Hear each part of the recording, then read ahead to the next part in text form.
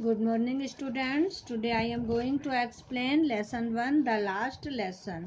ये आप लोगों की टेक्स्ट बुक फ्लेमिंगो का फर्स्ट लेसन है और जिसका टॉपिक का नाम है द लास्ट लेसन, आखिरी सबक। तो इससे पहले हम आप लोगों को 3 वीडियो में इसकी स्टोरी पढ़ा चुके हैं, यहाँ तक पढ़ा दी है ना।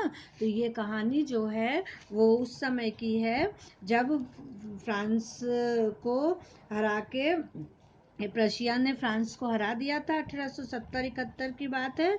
और जो फ्रांस के ज़िले थे एल्सेस और लॉरेन प्रशिया के हाथों में चले गए थे। तो अब उस पे प्रशिया का अधिकार हो गया था। तो स्कूल के जीवन पे इसका क्या प्रभाव पड़ा इस ये कहानी में ये है। तो जो यहाँ पे ऑथर हैं वो ये बताते हैं कि वो स्कूल जाते हैं तो पहले तो डरते हैं, है ना, पढ़ने से और पार्टिसिपल पूछ रहे हैं। लेकिन जब वो स्कूल जाते हैं और उनको पता चलता है कि आज आखिरी दिन है फ्रांसीसी पाठ पढ़ने का, तो बहुत ज़्यादा दुखी हो जाते हैं, है ना। और जो उनके टीचर हैं एम हेमल, तो वो भी 40 साल से वहाँ पढ़ा रहे हैं। तो लेकिन अब उनको वहाँ से जाना होगा क्योंकि फ्रांसीसी लैंग्वेज पे, भाषा पे वहाँ पे हटा दिया गया था। अब सबको जर्मन भाषा ही पढ़नी पड़ेगी। तो हमने आप लोगों को यहाँ तक पढ़ा दिया। आज हम यहाँ से स्टार्ट कर रहे हैं। तो अपनी बुक में देखिए कि your parents were not anxious enough to have you learn. तुम्हारे माता पिता भी तुम्हें सीखने देने को आतुर नहीं हैं। They prefer to put you to work on a farm और at the mills so as to have a little more money. वे तुम्हें इसके बजाय फार्म या मिलों में काम पर रखना चाहते हैं ताकि थोड़ा पैसा और मिल सके।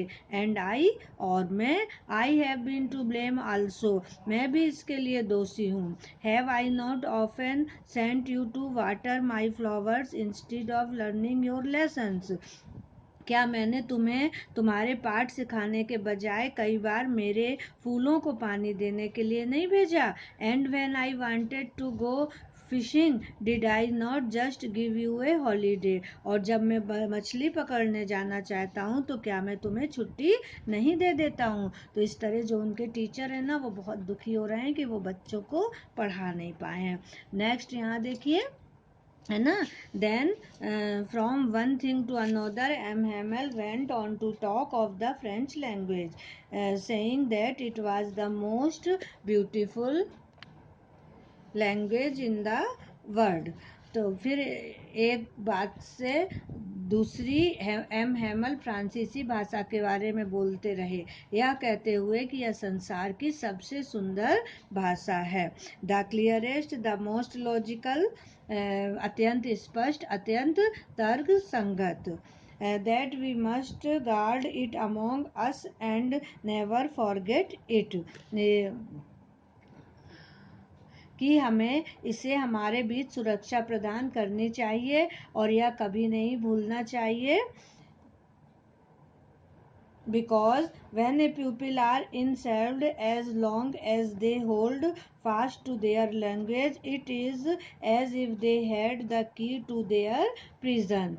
कि जब कोई लोग गुलाम बन जाते हैं तो जब तक वे अपनी भाषा को मजबूती से पकड़े रहते हैं तो मानो अपने कैद खाने की चाबी उनके पास होती है। Then he opened a grammar and read us our lesson. फिर उन्होंने एक व्याकरण का पाठ खोला और पढ़ने लगे।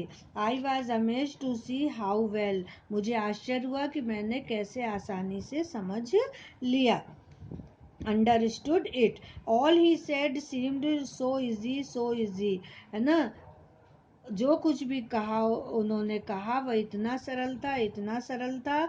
आई think too that I had never listened so carefully, मैं सोचता भी हूँ कि मैंने कभी इतनी सावधानी से नहीं सुना। And that he had never explained everything with so much patience, और उन्होंने उतने धैर्य के साथ हर चीज को स्पष्टता से समझाया। It seemed almost as if the poor man wanted to give us all he knew before going away.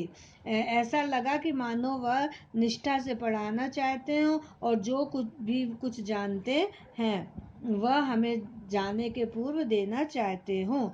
And to put it all into our heads at one stroke, और हमारे मस्तिष्क में एक बार डाल देना चाहते हो।